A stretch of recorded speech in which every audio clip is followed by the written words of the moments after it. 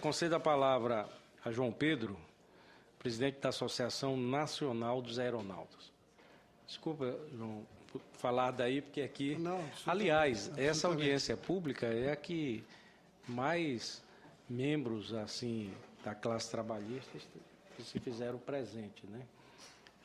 De todas as audiências públicas, essa é a mesa mais bem composta, com tantos líderes de sindicatos, de entidades por parte dos trabalhadores. 15 minutos. Me parece, senhor presidente, senador Vicentinho Alves, que isso demonstra que, embora a bancada dos trabalhadores tenha algumas divergências, o que é comum, há muito mais coisas que unem os trabalhadores da aviação civil do que dividem.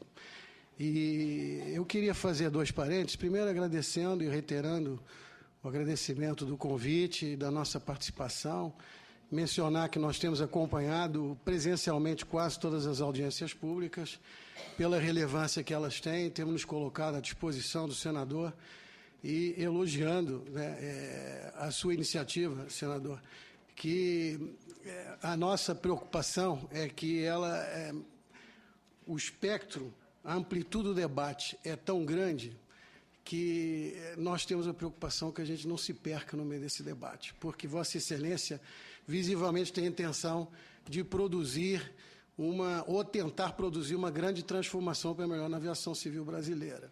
Mas o debate ele é muito amplo.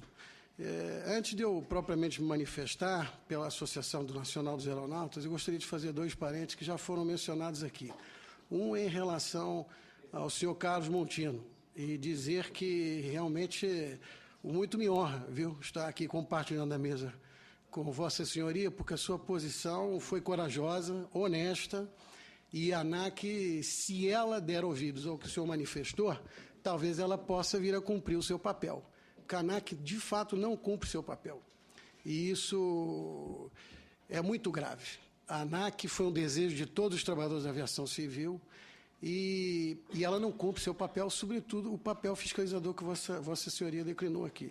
Então, é preciso coragem para ter essas posições e eu lhe parabenizo e, da mesma forma que foi aqui falado, eu torço para que a associação consiga implementá-las.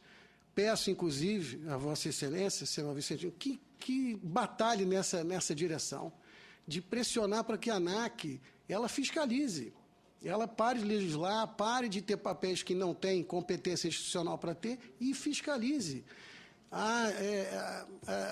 As auditorias que são feitas com antecedência, com aviso de antecedência, mas depois há a parte de fiscalização, como Vossa Senhoria mencionou. Na aviação, por exemplo, no caso dos aeronautas, é muito simples. É só a ANAC entrar dentro dos DOs, dos espaços operacionais, e verificar em loco, no local, a quantidade de descumprimentos da regulamentação profissional. Você vai pegar num DO, por exemplo, de Guarulhos, para ser muito concreto, fazer propostas concretas, que ficam registradas. No DO de Guarulhos, por exemplo, em qualquer uma das empresas, que não é só uma empresa que descumpre, não. Foi manifestado aqui que tem uma que descumpre, muitas descumprem. Eu não vou dizer todas, para não generalizar, até porque há algumas que fazem um esforço para tentar se corrigir. Mas a maioria esmagadora das empresas aéreas brasileiras, elas descumprem a legislação, senador. E descumprem descaradamente. Descaradamente. Se a ANAC simplesmente fizer incursões nos despachos operacionais tripulantes, onde eles se reúnem antes de voar, em 15 minutos vai levantar 200 infrações. E aí, me parece, um parênteses muito longo, me parece que a ANAC recentemente multou uma empresa aérea, que foi uma multa substancial, mas se a multa tivesse sido 20 vezes ou 10 vezes, 20 vezes, acho, mas se tivesse sido 10 vezes o valor que foi, eu duvido que a empresa aérea voltasse a repetir as mesmas infrações.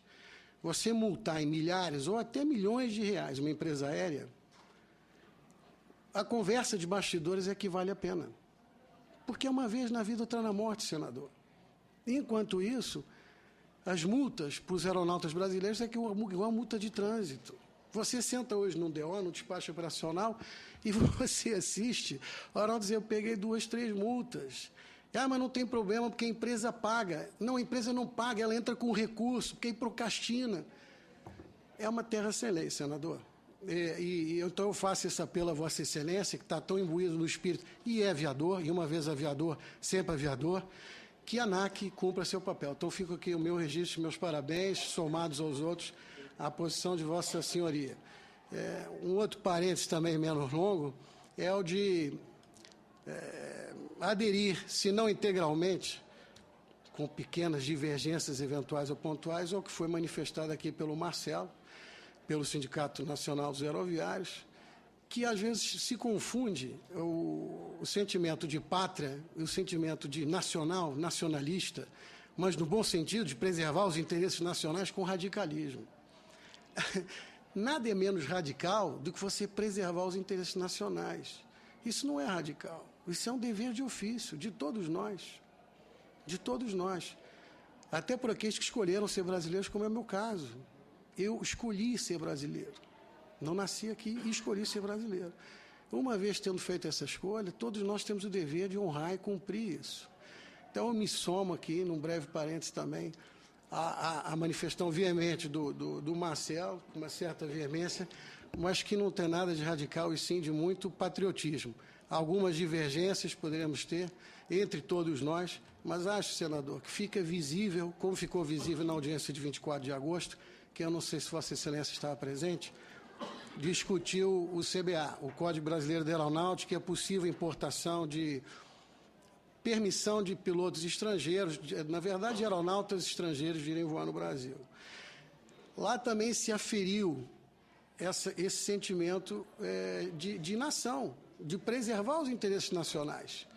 Porque eu, recentemente, senador, acompanhando uma das audiências, assisti à curiosa manifestação de um representante das empresas aéreas. E aqui, como já disse, manifestou aqui o comandante Paulo Licati, ninguém seria insano de dar ou querer prejuízo proposital às empresas, que não sei se são as galinhas dos ovos de ouro, mas certamente são os nossos postos de trabalho.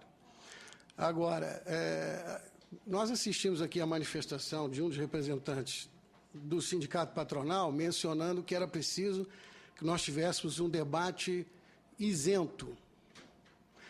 Isento, eu me parece que as pessoas... eu não sou isento, eu tenho um lado. Eu defendo os interesses dos trabalhadores que eu represento.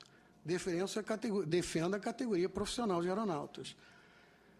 As empresas aéreas defendem seus interesses, sobretudo do ponto de vista econômico. Se querem fazer um debate isento, então vamos fazer um debate isento pautado por que interesse? Pelos interesses do país, os interesses da sociedade brasileira. E aí, senador, eu me remeto ao que, de fato, é fundamental discutir. Se há um interesse nacional na aviação brasileira, é a segurança operacional. Esse eu acho que ninguém discute.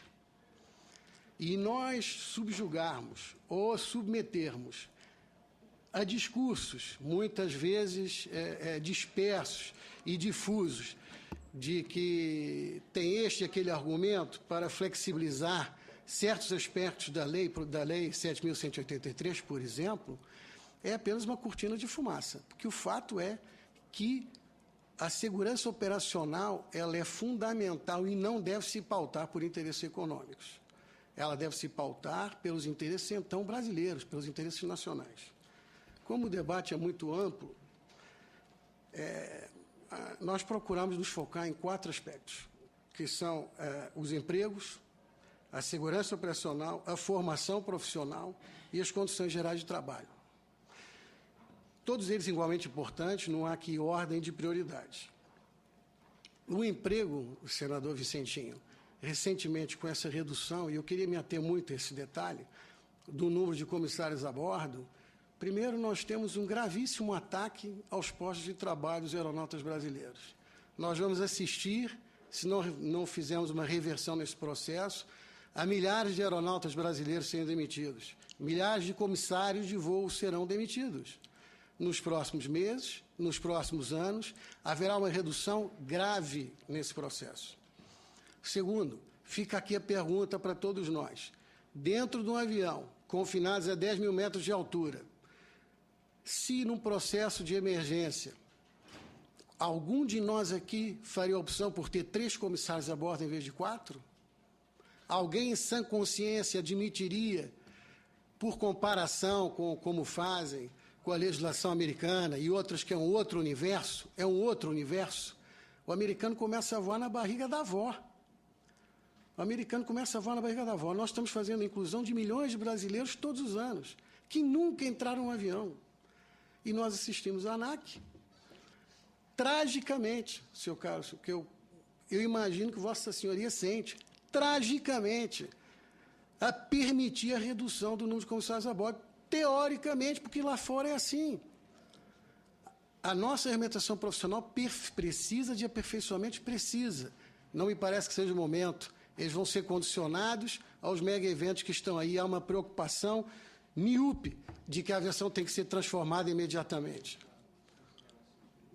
Então, eu faço, mais uma vez, senador, a Vossa Excelência e aos demais senadores que são titulares desta comissão, subcomissão, que procurem conversar com a ANAC e verificar qual é a possibilidade concreta de reverter essa posição da ANAC. Nós já fizemos isso antes, há anos atrás, todos nós aqui, alguns agora com divergências, mas todos nós. Já fizemos essa reversão quando na época do DAC. É muito grave, senador, imaginar que, não, tem um passageiro vai operar a porta. Nós assistimos agora, quando soltou a carenagem do avião, o pânico que houve a bordo. O brasileiro, muitos brasileiros nunca voaram, estão voando pela primeira vez, não vão ser capazes de operar uma porta corretamente. Então, eu faço um apelo para que a gente procure combater efetivamente e reverter a decisão da ANAC de reduzir o número de comissários a bordo. As condições gerais de trabalho, senador, é porque nós precisamos focar, porque esta é uma oportunidade única, como já foi aqui manifestado, e que Vossa Excelência e a subcomissão está proporcionando. Então, há certas coisas que podem ser meio constrangedoras ou incômodas para todos nós, mas, assim, é preciso que sejam faladas. É preciso que se fale. As condições gerais de trabalho dos aeronautas brasileiros são ruins. Elas são ruins. A baixa autoestima, o desalento mencionado pelo comandante Paulicatti, nós temos comandantes tendo ataque em cima do pânico, se enfiando dentro do banheiro quando está lá em cima voando, senador. Por quê? Porque ele não aguenta as suas condições de trabalho. E é curioso, porque o aeronauta é talvez uma das profissões onde a vocação é maior. O aeronauta, ele gosta de voar. Para ele chegar ao ponto de se desestimular na profissão, é porque a situação realmente é grave. É grave. A pessoa não suporta. Nós temos milhares de aeronautas pensando em outras alternativas porque não suportam mais a carreira profissional que abraçaram. Não porque não gostam dela, mas que as condições gerais de trabalho são terríveis. Terríveis. Senador, o salário de um comissário hoje, ele é, eu não vou dizer desprezível, mas ele é muito ruim, senador. Muito ruim. Muito ruim o salário de um comissário. O salário de pilotos, o de comandante ainda mantém mais ou menos um patamar adequado, porque o salário tem que ser compatível com a receita e riqueza que ele ajuda a gerar. Não é dizer, mas é um salário maravilhoso porque o salário mínimo brasileiro é X. Não é essa a equação. A equação é qual é a riqueza que eu ajudo a gerar, que eu construo. E essa riqueza é muito grande. Todos nós sabemos que a geração de receita da empresa aérea é gigantesca. A empresa aérea é poder no chão, quanto o que se dirá no ar. Então, as condições gerais de salário são ruins, as condições gerais de saúde são ruins. Nós temos um comprometimento muito grande. 40% dos afastamentos, senador Vicentinho, são por psiquiatria. Psiquiatria. E olha que um aviador, um aeronauta, se afastar por condições emocionais, abrir mão de voar porque ele gosta de voar. O aeronauta gosta de estar dentro do avião e gosta de se deslocar de um lado para o outro. Adora fazer isso. É porque a situação não é boa.